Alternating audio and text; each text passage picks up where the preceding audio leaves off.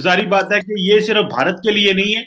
मैं समझता हूँ पूरी दुनिया की इकोनॉमीज ने पिछला एक साल बड़ा मुश्किल से गुजारा है, लेकिन भारत क्योंकि एक बड़ी इकोनॉमी है तो डेफिनेटली आपका टर्नओवर भी ज्यादा उठना है और अपॉर्चुनिटीज भी बढ़ रही हैं, क्योंकि आई फोर्सी कि आइंदा आने वाले कुछ अरसे में इंडिया के अंदर जो ग्लोबल सप्लाई चेन है, इंडिया उस बड़ी सप्लाई चेन का हिस्सा बनेगा। और जो दुनिया की डिपेंडेंस थी चाइना के ऊपर, अब वो थोड़ा इंडिया पे भी, इंडिया को एज ए मार्केट तो वो मान ही रहे हैं, लेकिन वो एज ए प्रोडक्शन हब भी लेना चाह रहे हैं। और आपका अपना एक प्रोग्राम भी है मेक इन इंडिया और बाकी इस तरह।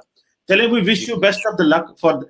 लेकिन कल साहब, क्योंकि आप एक फौजी हैं, वो कहते हैं वंस अ फौजी ऑलवेज अ फौजी, तो डेफिनेटली उस सेंस में मैं ज्यादा आपसे बात करना चाह रहा हूँ और पूछना आपसे चाह रहा हूँ कि how do you see the defence budget. Because आपने कल साहब जो आपने एक आर्टिकल लिखा है Indian defence budget, Indian defence review में, तो आपका टाइटल तो ये है कि it falls short of the forces expectation. आप क्या समझते हैं इंडियन अफवाज की क्या एक्सपेक्टेशन थी जो उसको वो पूरा नहीं उतरा?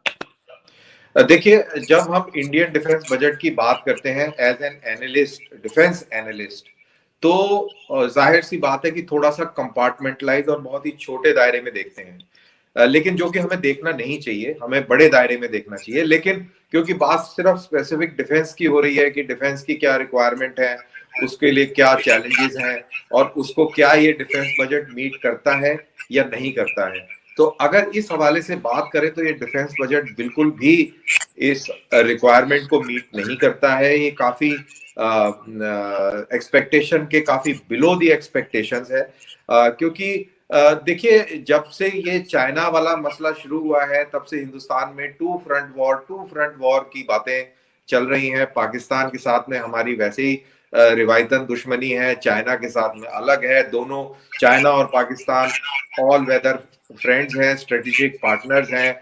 उनकी फौजों में बहुत अच्छी तालमेल है। पाकिस्तान इक्विपमेंट भी चाइना से खरीदता है और आप ही के साथ एक बार प्रोग्राम भी किया था कि आपकी जो फजाइया है और जो चाइना की जो एयरफोर्स है, इनके बीच में एक एक्सरसाइज भी हुई थी सिंध के अंदर JF-17 को लेकर। तो एक बहुत अच्छा पाकिस्तान का और चाइना का कोऑपरेशन है। और हमारे यहाँ पे बात होने लग गई थी कि अगर चाइना के साथ लड़ाई होती है तो टू फ्रंट वॉर का सामना हमें करना पड़ सकता है, क्योंकि अगर चाइना से लड़ाई होती है तो क्योंकि पाकिस्तान फिर ऑल वेदर फ्रेंड है चाइना का, तो वो भी अपना जो हिसाब किताब है वो कश्मीर के अंदर सीधा करने की कोशिश कर सकता है। तो उस हवाले से उम्मीदें थी कि डिफेंस बजट में इजाफा होगा। और defence budget Indian defence budget जो है वो 3 हिस्सों में है बेसिकली। एक हमारा होता है डिफेंस एस्टीमेट, जिसको आमतौर पे हम डिफेंस बजट मोटा मोटी मानते हैं। और फिर इसके अंदर एक पेंशन बजट होता है और एक मिनिस्ट्री ऑफ डिफेंस का सिविल पार्ट होता है। इन तीनों को जोड़कर एक डिफेंस बजट बनता है, जिसके जो फिगर है, जो हम बात कर रहे थे कि 4,78,195 करोड़ का जो बजट है। तो लेकिन जो इसमें जो काम का जो बजट है वो डिफेंस एस्टिमेट्स के अंदर भी कैपिटल जो बजट होता है, जिससे कि फोर्स का मॉडर्नाइजेशन होता है, फोर्स की बढ़ोतरी होती है। अगर सिर्फ उतनी बात करें, क्योंकि एक्सपेक्टेशन सिर्फ वहीं पर थी, जहां तक पे एंड अलाउंसेस, राशन पानी का सवाल है, वो तो मिल ही रहा है, ठीक ठाक मिल रहा है, उसमें कोई एक्सपेक्टेशन नहीं है, उसमें कोई इजाफे की कोई बात नहीं कर रहा है। लेकिन एक्सपेक्टेशन थी कि जो इक्विपमेंट प्रोफाइल है वो इम्प्रूव हो। हमारे जो वाइस चीफ थे 2018 में, शरद चांद, उन्होंने एक प्रेजेंटेशन दी थी पार्लियामेंट्री कमेटी को, स्टैंडिंग कमेटी को, और उन्होंने बोला था कि 70% जो हमारा जो इक्विपमेंट है वो ऑब्सोलीट होने वाला है और हमें बहुत सख्त जरूरत है ज्यादा पैसे की, जिससे कि हम ये ऑब्सोलीट इक्विपमेंट को दोबारा से नया कर सके, ताजा कर सके, नए हथियार और नए इक्विपमेंट खरीद सके। तो उसको देखते हुए, शरद चांद की जो रिपोर्ट थी उसको देखते हुए, और ये चाइना के चलते ये टू फ्रंट वॉर की जो बातें जो हो रही हैं, इन दोनों को अगर मिला के देखा जाए तो ये जो हमारा डिफेंस बजट है ये बहुत बहुत कम मैं मानता हूं। बहुत इसको लो लेवल पे मानता हूं। और अगर इसको रियल टाइम में अगर इसको कैलकुलेट करा जाए तो तकरीबन कैपिटल आउटले अगर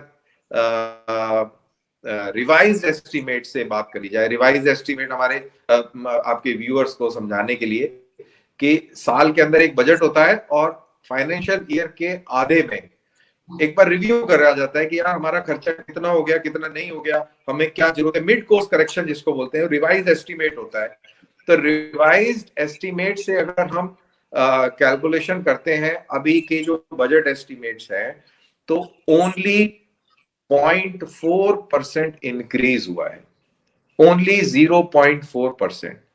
वो बात और है कि राजनाथ सिंह ने भी कल ट्वीट किया कि भाई बहुत ही जबरदस्त जो है इजाफा हो गया है कैपिटल आउटले में, और तकरीबन 18% का, अगर मेरे को याद हो शायद उन्होंने यही कहा था कि हाँ 19% उन्होंने कहा था, सॉरी मेरे को रेफर फिगर्स में रेफर करना पड़ता, 19% का इजाफा हुआ है।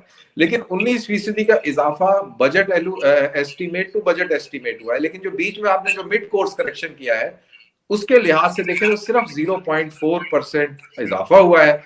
और ये हम कैसे मान लें कि अभी इसके बाद हमारी रिक्वायरमेंट और नहीं है, हमने सारी रिक्वायरमेंट को सेट कर लिया है और हमने जो जो करने वाला है काम वो हमने कर लिया है। तो ये मेरे को मैं नहीं मानता हूं कि ऐसा हो गया है। और लेकिन फिर वही बात है कि आप या तो आप डिफेंस पे बहुत सारा पैसा खर्च कर दें तो बाकी जो शोबे हैं वो निगलेक्ट हो जाते हैं, और अगर बाकी शोबे निगलेक्ट होते हैं तो ओवरऑल इकोनॉमी में फर्क पड़ता है। और चीमा साहब आप मानेंगे कि जब आपका इकोनॉमिक फंडामेंटल्स और इकोनॉमिक बेस स्ट्रांग होगा कंट्री का तो डिफेंस भी ऑटोमेटिकली स्ट्रांग हो जाता है।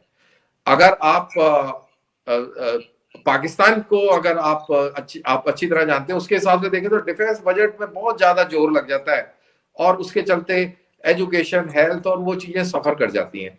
तो अगर इसको ओवरऑल पॉइंट ऑफ व्यू से देखा जाए तो मोदी जी ने बैलेंस करने की कोशिश करी है, लेकिन purely defence point of view से बात करा जाए तो जैसा मैंने बताया कि ये एक्सपेक्टेशन से काफी कम है।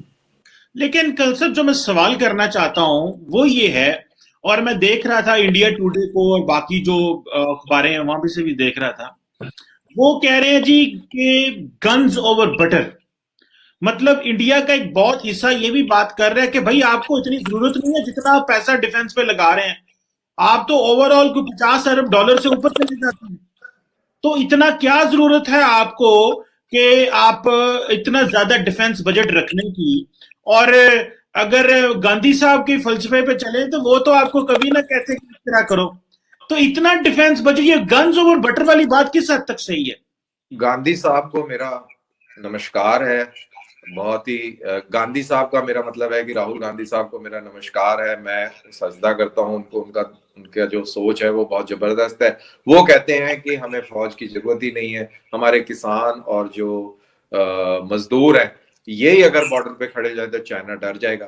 तो उनका जिक्र ना करें, मेरे को भी अपनी काबिलियत पे और अपनी जो तजुर्बे पे शक पैदा हो जाता है और थोड़ी शर्मिंदगी भी होती है कि यार जो काम मैं कर रहा था मेरे को लग रहा था कि मैं बहुत पाटे खाऊं और मेरे जैसे काफी लोग पता नहीं क्या है, लेकिन वो तो राहुल गांधी साहब ने कहा है कि भाई वो तो मजदूर और किसान ही सारा काम करेगा, चकदे फट्टे हो जाएंगे बॉर्डर पे। तो खैर उस चक्रों में ना जाए। लेकिन जहां तक गन्स और बटर का सवाल है, देखिए ये मुर्गी और अंडे की लड़ाई है।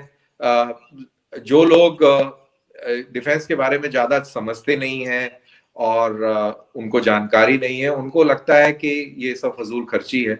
और एक इम्पॉर्टेंट चीज और है चीमा साहब की, हिंदुस्तान की अगर बात करें तो हम हमारे हिंदुस्तान के अंदर, मौजूदा हिंदुस्तान के अंदर और पुराने हिंदुस्तान की भी बात कर लें, अंग्रेजों के जमाने के हिंदुस्तान की, तो हिंदुस्तान के आम लोगों ने लड़ाई नहीं देखी है। आखिरी लड़ाई जो देखी थी वो 1857 की लड़ाई देखी थी। लोगों ने लड़ाई बॉर्डरों पे देखी है, अखबार के जरिए देखी है, टेलीविजन के जरिए देखी और सुनी है, फोटोओं के जरिए देखी और सुनी है, तो उनको वो अंदाजा नहीं है। बॉलीवुड की पिक्चर देखकर और बल्ले बल्ले नारे लगाकर मुल्कों के दिफा नहीं किए जाते हैं, डिफेंस नहीं करी जाती है, उसके डायनेमिक्स अलग हैं। प्रोफेशनल्स पर इस चीज को छोड़ देना चाहिए। और ये जो बातें होती हैं कि किसान कर लेंगे और वो मजदूर खड़े हो जाएंगे, तो ये बातें सुनने में शायद कुछ लोगों को अच्छी लगती हो, लेकिन ये प्रैक्टिकल नहीं है चीमा साहब। और गन्स ओवर बटर में ये है कि अगर गन्स नहीं होंगी, आपकी दिफा नहीं होगी, तो बटर खाने वाले भी नहीं होंगे, वो कहीं मिट्टी में रुड़ रहे होंगे और हाथों में चेनें पड़ी होंगी और कहीं जेल में सड़ रहे होंगे। तो ये एक बैलेंस करना बहुत जरूरी है। तो मैं ये बटर और गन्स वाली जो थ्योरी है, इसको मैं सिरे से नकारता हूं कि हमें गन्स की जरूरत नहीं है और बटर की ही जरूरत है। तो मेरे ख्याल से ऐसा नहीं है, हमें बटर की भी जरूरत है और गन्स की भी जरूरत है। बैलेंस जिसको बोलते हैं वो बहुत जरूरी है।